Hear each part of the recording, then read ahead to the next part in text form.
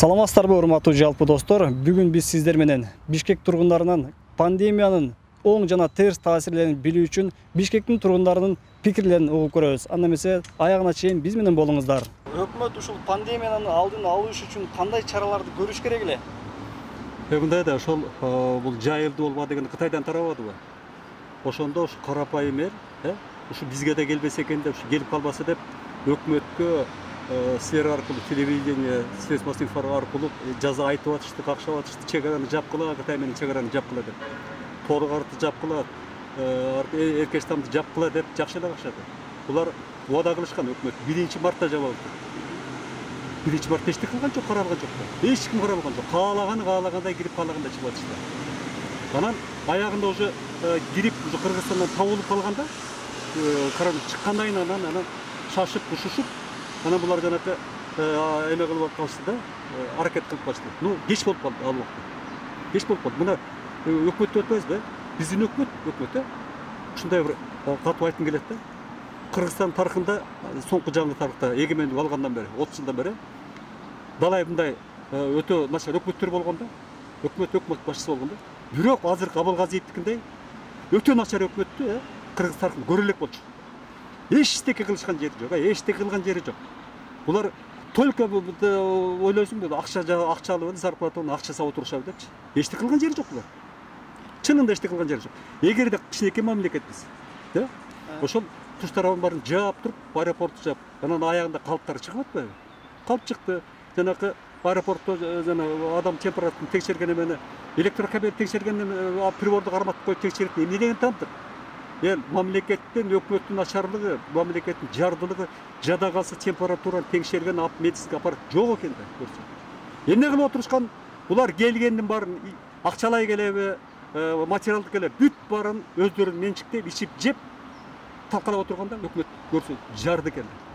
Өтө начар жарды. Экинчи суроого өтсөк, чет мамлекеттердин акчалай жардам келип атты, жардамдар келип атты, гуманитардык жардамдар келип атты. Бирок азыр ошол өкмөт тарабынан кыргызстандыктар же мэрия тарабынан бишкектиктер кандай жардамдарды алды? Сиз ала алдыңызбы өкмөт тарабынан? Жок, биз өкмөт тарабынан эчтеке ала алган жокпуз. Эми булар жанакы айыл өкмөттөр катары жана кварталдар ошол карашып көп балаларга жардам берип атат деп угуп атабыз. 2-3 алган көрдүк.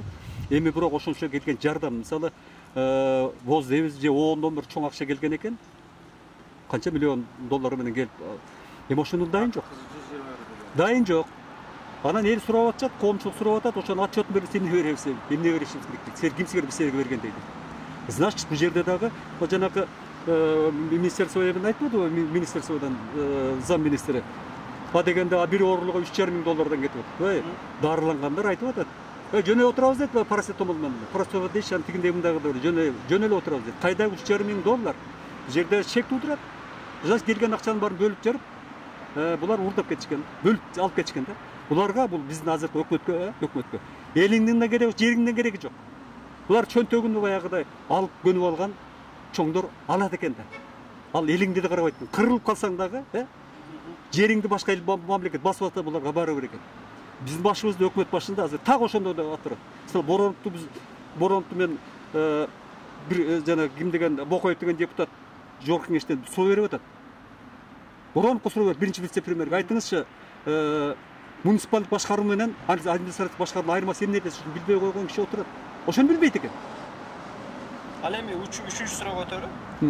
Азыр көчөдө жүргөн Бишкектин тургундары болобу, бүт эле кыргызстандыктарды бет кабы жок жүргөн болсо 1000 сомдон 5000 сомго чейин айыппул төлөйт. Сиздин көз карашыңыз кандай болду? Бул дагы эле баягы коррупцион схема да. Тоже баягыда. Баягыда умный город деп камераларды коюп туруп, дегенде болбогон бир 15-20 миң штраф салбады беле. Так ошондой эле бир эмеси, бир түрү да. Ошондой бир түрү. Булар ошол же мамлекеттин бюджетин, бир же өзүнүн бюджетин ошол элдин штраф аркылуу толтуруп алат дегенде ой, буларда ыймандай жок, адамдык сапаты жок. Эми азыркы заман век информация дейт. Ал информация даже ок атылгандан адам биринчи билип туруш керек. Биринчи ошол точкага да жеткендейчи. Негизи ошого бизде илгери санэпидемиологическая станция бар болчу. Союз кезинде бул жакшы тартипке, жакшы несиге коюлган да. муну ошону жакшы иштете албай иштете албаган үчүн ушундай эме кылды. Кытайда Уханда чыккандан кийин, коронавирус чыккандан кийин сразу оперативный иштеш керек эле да. Иштеп ошого чара көрүш керек эле. Ошо чара эгерде чара көргөндө мынчалык барбайт болчу. Мынчалыкка барбайт болчубуз. Чара көрбөгөн үчүн ушундай эме акыбалга жетип калдык. Ошо. Анан ушул карантин киргизген учурдан баштап шаар тургундары бүткүл кыргызстандыктар азык-түлүк жагынан кыйналып атышты деген көптөгөн интернетте элдер кайрылып атышат. А бирок ушул мэриядагы гум помощторду таратып атабыз деп алар дагы интернеттен жарыялады. Ушул гум помощь боюнча сиз кандай көз караштасыз? Тааныш билиш болуп кетти деген дагы айын кептер бар. Ушул эми андай Facebook'та деле окуп атабыз көп сетевой эмелерден дагы. Эми негизи өкмөттүн өзүнүн механизмдери бар да. Значит, ошо механизми туура иштебейт.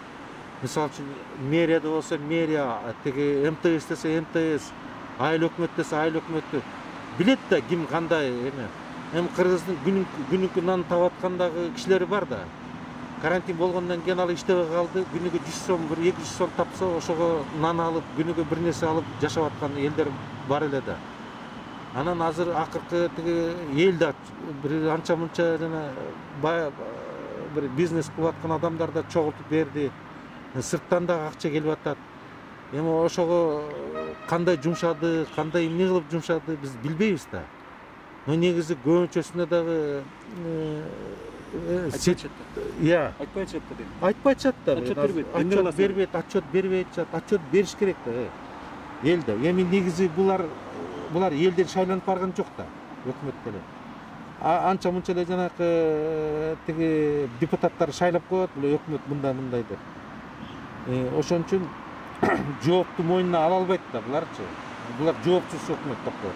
Ал эми 3-чү суроом ушул 10 май күнү бет кабыл жок көчөдө жүргөн жарандарга 1000 сомдон 5000 сомго чейин айыппул төлөнөт деген. Бул туура эмес эми. Эмне күнүгө 1000 сомдон баштап 5000 сомго чейин эме салганда эмне эл күнүгө иштеп эмне 100 000 деп 50 000 деп акча таап атабы? Акча жок да эмнесин берет азыр эмне кылып? Эл деген кыймылдаш керек. Эл деген иштеш керек, кыймылдаш керек.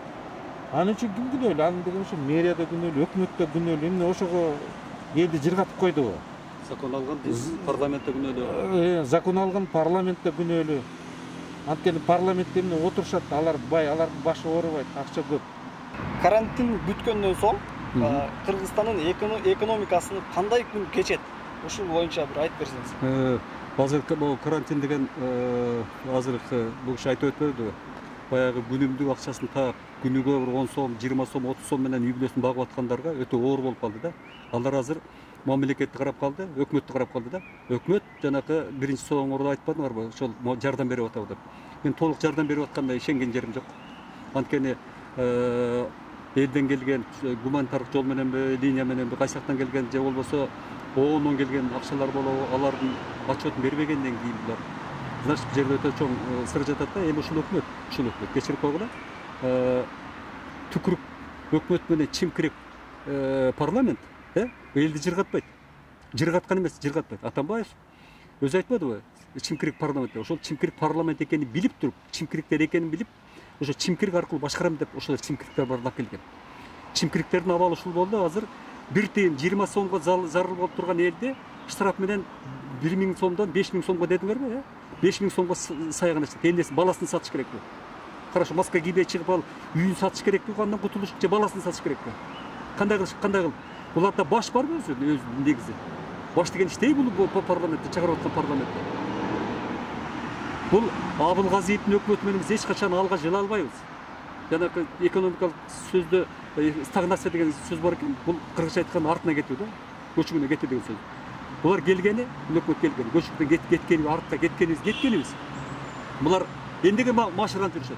Булар кортеж менен ары бери сопровождение жүргөндө эле машырланып, ошого рахаттанып эле, бирок иштеген жери жок. Ноль. Бул пандемиядан кийин карантинде бүтөт буйрса. Кудайдын жардамы менен ушул эме бүтөр. Эл дагы калыбына келип, бирок экономика араң турган экономикабыз мисалы отуруп калды деп айтсак болот. Булардын колу менен булар эч качан экономиканы көтөрө албайт. буларга баары бир экономикаң болобу, эмнең болобу. Азыр элдик өкмөт тап келбесе болду. Элдик өкмөт келбесе, эл арасында ва эл болгондон кийин эл арасында бар. Абдан күчтүү күчтөр бар. Анткени Абылга Сейит көрбөдүк, жалаң куда сөөк, жээк жак, сөөк сак, агайыны карындаштарын бүт барын тиги бийлик алып келип алган Абылга Сейит эч качан булар мамлекетти көтөрбөйт. Билесиңби, билбейсиңби, жанакы мен эмеден таң калам да. Парламенттин төрагасы жанакы ким менен Арыспековичке. Дастан Арыспек таң калам да. Ушул эгерде Кудайдын бетине барсын, башка мунун ордунда башка бирөө болсочу, уялган эле кетип калмак. Мен таластар айтып атам, айтам да, таластыктар ошолорду алып эле кетчи. Бүт талас элди уят кылбайчы. Мында бет жок экен да, мында уят деген да жок. Канча жолу тантыды, канча жолу ушул безграммасын көргөнбүз. Кыргызстан эмес, дүйнөгө уят кылды. Уят жана агасын, жана врач агасын уят кылды. Ал Кыргызстанда эң күчтүү врач деп жүрсөк, иниси болбогон эме экен ошол. Агасы эле айтпайбы, мен уят кылмай болдум. Ал сен өткөзүп бербейсиңби деп айтпайбы? Ошолор мамлекет башында тургандан кийин, мамлекет башында уштап турат да. Эч качан оңбойбуз, өнүкпөйбүз, өспөйбүз эч качан. Мына бөркүңөрдө көрүп койгула. Эч качан пока элдик бийлик келмейинче, оңолбойбуз эч качан, элдик өкмөт келмейинче. Азыр президент коркпой, үркпөй туруп, элдин арасында тандап туруп, элдик өкмөт алып келиш керек. Ошондо сурогун аягына чейин турат. Эгерде алып келе албаса, эл чыдабайт. Пандемиянын алдын алуу үчүн биздин өкмөт кандай чараларды көрүш керек эле? Албетте, мунун катуу кеттерин жакшы өкмөт дагы байкап мындай эмеге кылып койду да, жакшы билбей калды, байкабай калды. Эме азыр деген коом дүйнө жүзү бири ачык да. Өтө ачык. Информациянын заманы да болот, бири-бири менен тыгыз катышкандын заманы да болот. Бат эле тиги дүйнөнүн тиги башындагы нерсе бияка бизге жетип келет да. Анан өкмөт деле көп мындай биле албай калды, колдон келсеңин аракеттерин эле кылып атат. Азыркы кездечи. Мындай нерсе башка түшөт деп эч ким деле күткөн эмес да. Дагы бир сурообуз. Өкмөт тарабынан, мэрия тарабынан кыргызстандыктарга азык-түлүк жардамдар берилип атты деп жаңылыктардан да берип атты, өздөрү да айтып атты. Ошол сиз жардам ала алдыңызбы өкмөт тарабынан же мэрия тарабынан кандайдыр бир азык-түлүк жардамды? Азык-түлүк жардам эми биз тизмеге кирген жокпуз. Себеби биз баягы бюджет иштегендер, мен университетте мугалиммин, биздин айлыктарыбыз жетиштүү. Ага деле жетпеген элдерге берсин, азыр деген күнүмдүк турмушта жүргөн, өзгөчө базарда иштеген, көчөдө тачка түрткөн ошолорго эле кыйын болду да, жумушсуздук. Алар ошо күнүндө таап жүрдү да. Эми бир ай чыдады, азыр өзүңөр көрүп атасыңар, кыйын болуп кеткендиктен анча-мынча баягы жеңилдетүүлөр өтүп атат өкмөт. Себеби эл деле көчөдө жүрүп, бирдеме оокат кылып, өзүн багып кетпесе, буга мындан кийин өтүрө албай калат. Себеби пенсиялар да убагында берилеби, же болбосо бюджет иштегендердин айлыктары берилеби, мынтип жүрсө социалдык жарылуу болуп кетиши мүмкүн да. Ошондуктан анча-мынчадан деген иштетиш керек. Дагы бир суроо. Ушул карантин дагы бүткөндөн кийин Кыргызстандын экономикасы кандай абалда калат? Муну ким сактап калуусу керек? Өкмөт кандай чараларды көрүүсү керек ушу боюнча? Албетте, бул жерде кадимкидей революциялык төңкөрүш болду да, биздин экономикада жалпы чарга жүргүзүүдөчү. Себеби жанакы мурдакы базар рыноктордун баары жабылат, өзүңөр көрөсүңөр, Ошол аркылуу эле баягы керектүү ажайдап коюп, экспорт менен оокат кылып жүргөндө көтүлгөндөрчү. Азыр деген чарбачылык кылыш керек. Айыл чарбабызды өнүктүрүшүбүз керек, өзү жер иштетип туруп. Баягы кайра иштетүү өнөр жайларын баарын иштетишибиз керек. Элдин баарына жумушсуздуктан куткарып туруп жумуш тапшырыш керек да. Ошондой биздин азыр минералдык сырье ресурстарын иштетип атпайбызбы? Ошолорду эле коркпой эле иштете бериш керек. Кен байлыктарды иштетиш керек. Болгон өзүбүздөн чыккан ресурстун баарын иштетип, баягы сырье түрүндө эмес, даяр продукция түрүндө четипке чыгарыш керек да. 1xbet букмекер конторасы. 1xbet приложениясын көчүрүү үчүн видеонун астындагы шилтемени бас. Ылдый түшүп, мобильное приложение дегенди басасыз. Бул приложенияны Android жана iOS дүкөнүнөн көчүрсөңүз болот. Жүктөгөндөн кийин эң жөнөкөй регистрацияны тандайсыз. Биздин өлкө Кыргызстанды тандайбыз жана кыргыз валютасын. Логин жана паролду сактап, приложенияга киребиз. Акчаны толтуруш үчүн пополнить счет бөлүкчөсүнө киресиз. Ошондой эле уткан акчаңызды чыгарып алсаңыз болот. 1xbet менен ойлонбой туруп ставка кой. Кененирээк маалымат көрсөтүлгөн номер боюнча. 1xbet ишенимдүү букмекер.